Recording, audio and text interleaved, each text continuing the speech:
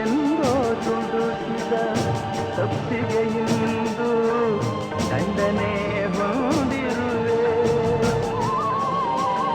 ಯಾರೋ ಮಾಡಿದ ಮೋಸಕ್ಕೆ ಇಂದು ನಾ ಬಲಿಯಾಗಿರುವೆ. ಏಕೋ ಏನೋ ನೀದಯ ತೋರದೆ ಇನ್ನು ಅಳಿಸಿರುವೆ. ನನ್ನ ಉಳಿಸುವರ ನೋವ ಅಳಿಸುವರ ಯಾರು ಕಾಣೆನು ಈ ಜಗದಿ. ನಿನ್ನ ಹೊರತು ಬೇರಾರು ಇಲ್ಲವೋ ಕಾಪಾಡು ತಂದೆ. ಏನು ಮಾಡಲಿ ನಾನು, ಏನು ಹೇಳಲಿ, ಏನು ಮಾಡಲಿ ನಾ, ಏನು ಹೇಳಲಿ. ಆತ್ಮೀಯರೇ ನಮಸ್ಕಾರ. ಪರಿವಾರ ಟಿವಿಗೆ ಸ್ವಾಗತ ಸುಸ್ವಾಗತ. ನಾನು ಮಣಿಕಂಠ ಸೂರ್ಯ. ಹಾಡು ಕೇಳಿದ್ರಿ ಅಲ್ವಾ? ಏನು ಮಾಡಲಿ ನಾನು, ಏನು ಹೇಳಲಿ, ಈ ಥರ ಅದೆಷ್ಟೋ ಸತಿ ಗೊಂದಲಕ್ಕೊಳಗಾಗೋದು ಎಲ್ಲರ ಜೀವನದಲ್ಲೂ ಇದ್ದದ್ದೇ. ಆದರೂ ನಾವೆಲ್ಲ ಕಷ್ಟ ಕಾರ್ಪಣ್ಯ ಅಂದ ತಕ್ಷಣ ನೆನಪಿಗೆ ಮೊದಲು ಬರೋದು ಭಗವಂತ. ಆ ಭಗವಂತನ ಮೊರೆ ಹೋಗ್ತೀವಿ ಅಲ್ವಾ? ಹೌದು, ಅದು ನಿಜವೇ. ಆದರೆ ಇತ್ತೀಚೆಗೆ ಭಗವಂತನ ಹೆಸರು ಹೇಳ್ಕೊಂಡು ನಿಮಗೆ ಆ ದೋಷ ಇದೆ, ಈ ದೋಷ ಇದೆ, ಇದನ್ನು ಪರಿಹರಿಸ್ಕೊಳ್ದೆ ಹೋದರೆ ತೊಂದರೆ, ನೀವು ಹೋಮ ಯಾಗ ಯಜ್ಞ ಶಾಂತಿ ಮಾಡಿಸ್ಕೋಬೇಕು ಅಂತ ಸ್ವಯಂ ದೇವಮಾನವರು, ಡೋಂಗಿ ಅವಧೂತರು, ಕಳ್ಳ ಸನ್ಯಾಸಿಗಳು ತುಂಬ ಆಗ್ಬಿಟ್ಟಿದ್ದಾರೆ. ಬೆಳಗಾಗೆದ್ದು ಯಾವುದೇ ಚಾನಲ್ ಆನ್ ಮಾಡಿದ್ರೂ ಅಲಂಕಾರ ಮಾಡಿಕೊಂಡು ಕೂತ್ಬಿಟ್ಟಿರ್ತಾರೆ. ನಿಮ್ಮ ಭವಿಷ್ಯ ನಮ್ಮ ಕೈಲಿದೆ ಅನ್ನೋದು ಅವ್ರ ಪಾತು. ಅಬ್ಬಬ್ಬಾ, ಏನೆಲ್ಲ ಬುರುಡೆ ಬಿಡ್ತಾರೆ. ಆದರೆ ನಿಜವಾದ ಜ್ಞಾನ ಕೊಡೋರು ಯಾರು ಅನ್ನೋದ್ರ ಬಗ್ಗೆ ಸ್ವಲ್ಪ ಮಾತಾಡೋಣ. ಅದಕ್ಕೆ ಮೊದಲು ಪರಿವಾರ ಟಿವಿಗೆ ಸಬ್ಸ್ಕ್ರೈಬ್ ಮಾಡಿ, ಲೈಕ್ ಮಾಡಿ ಹಾಗೂ ಶೇರ್ ಮಾಡೋ ಮೂಲಕ ಪ್ರೋತ್ಸಾಹಿಸಿ.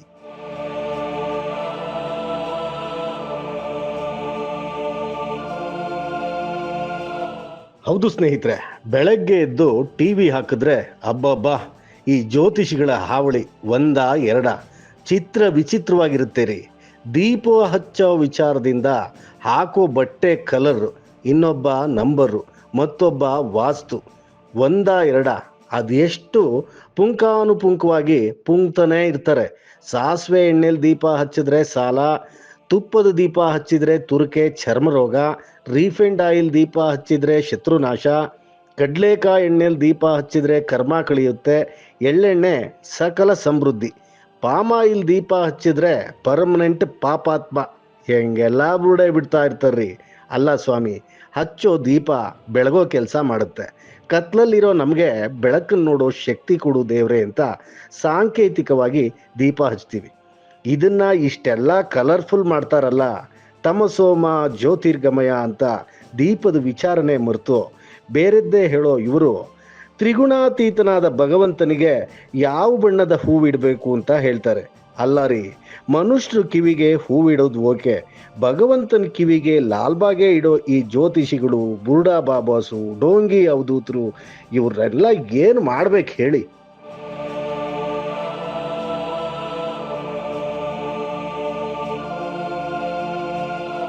ಇದ್ರ ಜೊತೆಗೆ ಮನೆಗೆ ಸಂಜೆ ಹೊತ್ತಲ್ಲಿ ಪೊರಕೆ ತೊಗೊಂಡು ಹೋಗಬೇಡ, ಇದನ್ನು ತೊಗೊಂಡು ಹೋಗಬೇಡ, ಅದನ್ನು ತೊಗೊಂಬ, ಹೀಗೆ 108 ಹೇಳ್ತಾರೆ.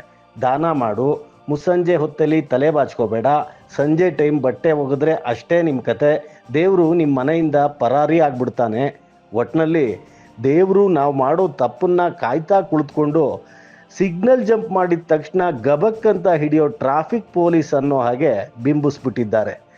ಅದಕ್ಕೆ ಇವ್ರುಗಳು ಹೇಳೋ ರೀತಿನಲ್ಲಿ ಶಾಂತಿ ಮಾಡಿಸ್ತಾನೆ ಇರಬೇಕು, ಹೋಮ ಹವನ ಮರಿಲೇಬಾರ್ದು. ಇದ್ರ ನಡುವೆ ಲೈವ್ ಚಾನಲಲ್ಲಿ ಕೂತ್ಕೊಂಡು ಫೋನಿನ ಕಾರ್ಯಕ್ರಮ, ಅದನ್ನು ನೋಡಬೇಕು. ಒಬ್ಬ ಫೋನ್ ಮಾಡಿ, ಗುರುವೇ ದಾರಿನೇ ತೋರಿಸ್ತಿಲ್ಲ, ಸಿಕ್ಕಾಬಿಟ್ಟೆ ಮಂಡಿ ನೋವು, ಏನಾದರೂ ಪರಿಹಾರ ಇದ್ದರೆ ಹೇಳಿ ಅಂದರೆ, ಅಲ್ಲಯ್ಯ ನೀನು ತಿರುಪತಿ ಬೆಟ್ಟ ಹತ್ತೋ ಹರಕೆ ಹೊತ್ಕೊಂಡಿದ್ದೆ, ಹೋಗಿಲ್ಲ, ಅದಕ್ಕೆ ತಿಮ್ಮಪ್ಪ ನಿನಗೆ ಮಂಡಿ ನೋವು ಕೊಟ್ಟಿದ್ದಾನೆ, ಮೊದಲು ಹೋಗಿ ಹರಕೆ ತೀರಿಸು ಅಂತಾರೆ. ಮಹಾತ್ಮ, ಅರ್ಥ ಮಾಡ್ಕೊಳ್ಳಯ್ಯ, ಮನೇಲಿರೋ ಫಸ್ಟ್ ಫ್ಲೋರ್ಗೆ ಮೆಟ್ಲತ್ತಕ್ಕಾಗಲ್ಲ, ತಿರುಪತಿ ಬೆಟ್ಟ ಎಲ್ಲಿಂದ ಹತ್ತಕ್ಕಾಗತ್ತವನು? ಅಯ್ಯೋ.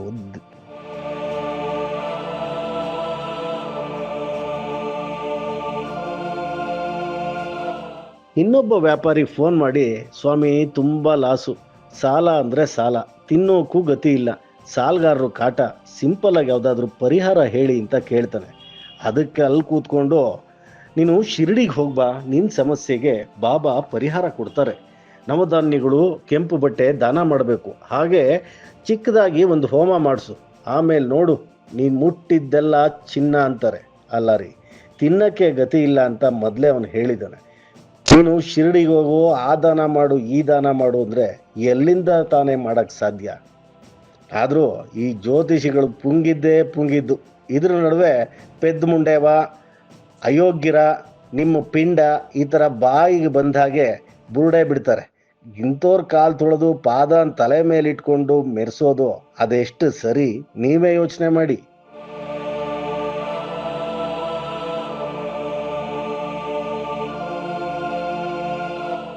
ಸ್ನೇಹಿತರೆ, ಶ್ರೀಮಂತ ಹಣ ಕೊಡ್ತಾನೆ, ಧೀಮಂತ ಗುಣ ಕೊಡ್ತಾನೆ, ಸಂತ ಶಾಂತಿ ಕೊಡ್ತಾನೆ. ಭಗವಂತ ಎಲ್ಲದಕ್ಕೂ ಸಾಕ್ಷಿಯಾಗಿ ನೋಡ್ತಾ ಇರ್ತಾನೆ. ಅಲ್ಲ, ದೇವರು ಎಲ್ಲವನ್ನೂ ಕೊಡೋನು ಅನ್ನೋದೇ ಎಲ್ಲ ಆಸ್ತಿಕರ ತೀರ್ಮಾನ ಅಂದಮೇಲೆ ಆ ಭಗವಂತನಿಗೆ ಯಾರು ಏನನ್ನು ವಾಪಸ್ ಕೊಡೋಕ್ಕಾಗತ್ತೆ ಹೇಳಿ? ಇದರಿಂದ ನಮಗೆ ಬೇಕಾಗಿರೋದು, ಕಲಿಬೇಕಾಗಿರೋದು ಏನು ಅಂದರೆ, ನಮಗೆ ನಿಜವಾದ ಗುರು, ಒಬ್ಬ ಮಾರ್ಗದರ್ಶಕ ಬೇಕಾಗಿದ್ದಾರೆ. ನಮ್ಮ ವಿಶ್ವಾಸದ ಶ್ವಾಸ ತುಂಬಿ ಬದುಕೋದು ಹೇಗೆ ಅಂತ ತಿಳಿಸೋ ಗುರು ನಮಗೆ ಬೇಕಾಗಿದ್ದಾರೆ.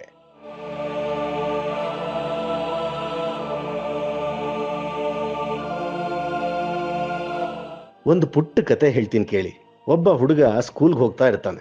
ಅವನ ಗುರುಗಳು ಅದೆಷ್ಟೇ ಹೇಳ್ಕೊಟ್ರು ಅವನ ತಲೆಗೆ ವಿದ್ಯೆ ಹತ್ತೋದೇ ಇಲ್ಲ. ವಿಶೇಷವಾದ ಗಮನ ತಗೋತಾರೆ. 10-20 ಸತಿ ಹೇಳ್ಕೊಡ್ತಾರೆ, ಬೈತಾರೆ, ಹೊಡಿತಾರೆ. ಏನು ಪ್ರಯೋಜನ ಆಗೋದಿಲ್ಲ. ಕೊನೆಗೆ ಆ ಗುರುಗಳು ಶತಾಯ ಗತಾಯ ಇವನಿಗೆ ವಿದ್ಯೆ ಕಲಿಸ್ಲೇಬೇಕು ಅಂತ ಪಣ ತೊಟ್ಟು ಬೆಳಗ್ಗಿಂದ ಮಧ್ಯಾಹ್ನದವರೆಗೂ 2 ಲೈನ್ ಪಾಠ ಹೇಳ್ತಾರೆ, ಅರ್ಥ ಹೇಳ್ತಾರೆ, ವಿವರಿಸ್ತಾರೆ, ಅದ್ರ ಭಾವನೂ ತಿಳಿಸ್ತಾರೆ. ಕೊನೆಗೆ ಈಗ ನಿನಗೇನು ಅರ್ಥ ಆಗಿದೆ ಹೇಳಪ್ಪ ಅಂದಾಗ ಆ ಹುಡುಗನೋ ಶುಂಠ ಪಿಟಿ ಪಿಟಿ, ಏನೂ ಹೇಳೋದಿಲ್ಲ, ಅಬ್ಬೆಬ್ಬೆ ಅಂತ ನಿಂತ್ಕೊಂಡ್ಬಿಡ್ತಾನೆ. ಗುರುಗಳಿಗೆ ಸಿಟ್ಟು ನೆತ್ತಿಗಿರುತ್ತೆ. ತೆಗಿಯೋ ಕೈ ಅಂತ ಬೆತ್ತ ತೆಗಿತಾರೆ. ಹುಡುಗ ಅಂಗೈ ಅಗಲ ಮಾಡಿ ನಿಲ್ತಾನೆ. ಗುರುಗಳು ಇನ್ನೇನು ಹೊಡಿಬೇಕು, ಅವನ ಅಂಗೈಯನ್ನೇ ನೋಡ್ತಾರೆ. ಹಾಗೆ ಗಾಬರಿಯಲ್ಲಿ ಬೆತ್ತ ಕೆಳಗಿಳಿಸ್ತಾರೆ. ನೋವು ಆದ ಹಾಗೆ ನಿಲ್ತಾರೆ. ಹುಡುಗನ ಮುಖ ನೋಡ್ತಾರೆ. ಹುಡುಗನಿಗೋ ಗೊಂದಲ, ಇದ್ಯಾಕೆ ಗುರುಗಳು ಸುಮ್ಮನಾಗ್ಬಿಟ್ರು? ಗುರುಗಳು, ಅಯ್ಯ, ಅನ್ಯಾಯವಾಗಿ ನಾನು ಇಷ್ಟು ದಿವಸ ನಿನಗೆ ಹೊಡಿತಾ ಇದ್ನಲ್ಲಪ್ಪ, ತಪ್ಪು ಮಾಡಿಬಿಟ್ನೇನೋ ನಾನು, ಕ್ಷಮಿಸ್ಬಿಡು ಮಗು ಅಂತಾರೆ.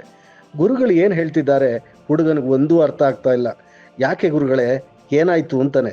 ಆಗ ಗುರುಗಳು ಹೇಳ್ತಾರೆ, ಅಯ್ಯ ಮಂಕ್ ಮುಂಡೆದೆ, ನಿನ್ನ ಕೈಯಲ್ಲಿ ವಿದ್ಯೆ ರೇಖೆನೇ ಇಲ್ವಲ್ಲೋ, ಸುಮ್ಮನೆ ದಿನ ನಿನಗೆ ದನಕ್ಕೆ ಹೊಡೆದಾಗ ಹೊಡಿತಾ ಇದ್ದೆ. ನೀನು ಹಣೆ ಬರದಲ್ಲಿ ಇದ್ದಂಗಾಗಲಿ ಸುಮ್ಮನೆ ಇದ್ಬಿಡು. ಎಲ್ಲಿ ಈ ಅಂಗೈ ತೋರಿಸು ಅಂತ ಕೈ ಹಿಡ್ಕೊಂಡು, ಇಲ್ಲಿ ನೋಡು ವಿದ್ಯೆ ರೇಖೆ ಇರಬೇಕು, ಆದರೆ ಇಲ್ಲಿ ಇಲ್ಲೇ ಇಲ್ಲ ಅಂತಾರೆ. ಈ ಜನ್ಮದಲ್ಲಿ ನೀನು ಶುದ್ಧ ಶುಂಠಿನೇ, ಸಮಾಧಾನ ಮಾಡ್ಕೊ ಅಂತ ಹೇಳಿ ಕಳಿಸ್ಬಿಡ್ತಾರೆ. ಹುಡುಗ ನೆಟ್ಟಿಗೆ ಮನೆಗೆ ಹೋಗಿ ಮಾರನೇ ದಿನ ಸರಿಯಾದ ವೇಳೆಗೆ ಶಾಲೆಗೆ ಬರ್ತಾನೆ. ಕೈ ಹಿಂದೆ ಇಟ್ಕೊಂಡಿರ್ತಾನೆ. ಯಾಕೋ ಕೈ ಹಿಂದೆ ಇಟ್ಕೊಂಡಿದ್ದೀಯಾ, ಕೈ ಮುಂದೆ ಮಾಡಿ ತೋರಿಸು ಅಂದಾಗ ಹುಡುಗ ಅಂಗೈ ಮೇಲೆ ಸುಟ್ಟದ ಗಾಯ ಬರೆ ಮಾಡ್ಕೊಂಡಿದ್ದಾನೆ. ಕಂದ, ಏನಾಯ್ತು ಅಂತಾರೆ ಗುರುಗಳು. ನೀವು ಹೇಳಿದ ಜಾಗದಲ್ಲಿ ತಾಮ್ರದ ಕಡ್ಡಿನ ಕಾಯಿಸಿ ವಿದ್ಯೆ ರೇಖೆನ ಎಳ್ಕೊಂಡು ಬಂದಿದ್ದೀನಿ ಅಂತಾನೆ. ಗುರುಗಳ ಮನಸ್ಸು ಮಮ್ಮಲ ಮರುಗುತ್ತೆ. ಶಿಷ್ಯ ಕೇಳ್ತಾನೆ, ಗುರುಗಳೇ, ಈಗಲಾದರೂ ನನಗೆ ವಿದ್ಯೆ ತಲೆಗೆ ಹತ್ತುತ್ತೆ ಅಲ್ವಾ ಅಂತ. ಆಗ ಗುರುಗಳ ಕಣ್ಣಲ್ಲಿ ನೀರು. ಲೋ, ನಿನಗೆ ಇಷ್ಟು ಶ್ರದ್ಧೆ ಇದ್ದರೆ, ಕಲಿಬೇಕು ಅನ್ನೋ ಆಸಕ್ತಿ ನಿನಗಿದ್ರೆ ಖಂಡಿತ ವಿದ್ಯೆ ತಲೆಗೆ ಹತ್ತುತ್ತಪ್ಪ. ಶುದ್ಧ ಪ್ರಯತ್ನದ ಮುಂದೆ ಹಣೆ ಬರಹ ಕೂಡ ತಲೆಬಾಗುತ್ತೆ ಅಂತ ಗುರುಗಳು ಕಣ್ಣೊರೆಸ್ಕೊಂಡು ಶಿಷ್ಯನಿಗೆ ಪಾಠ ಮಾಡೋದಕ್ಕೆ ಶುರು ಮಾಡ್ತಾರೆ. ಶಿಷ್ಯ ಪಾಠ ಕಲಿತಾನೆ. ಆ ಶಿಷ್ಯ ಯಾರು ಗೊತ್ತಾ? ಅವನ ಹೆಸರು ಕೇಳಿದ್ರೆ ನಿಜವಾಗ್ಲೂ ಆಶ್ಚರ್ಯ ಪಡ್ತೀರಾ.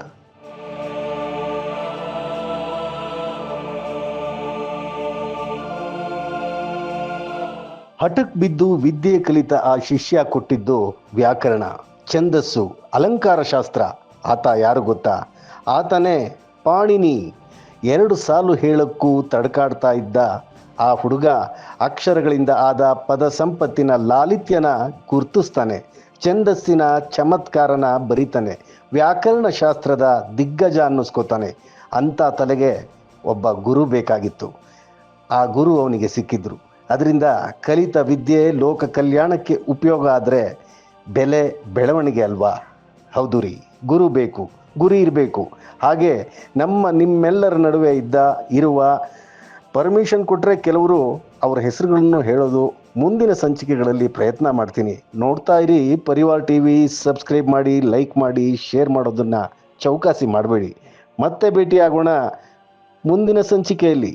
ನೋಡ್ತಾ ಇರಿ ಪರಿವಾರ್ ಟಿವಿ. ನಮಸ್ಕಾರ.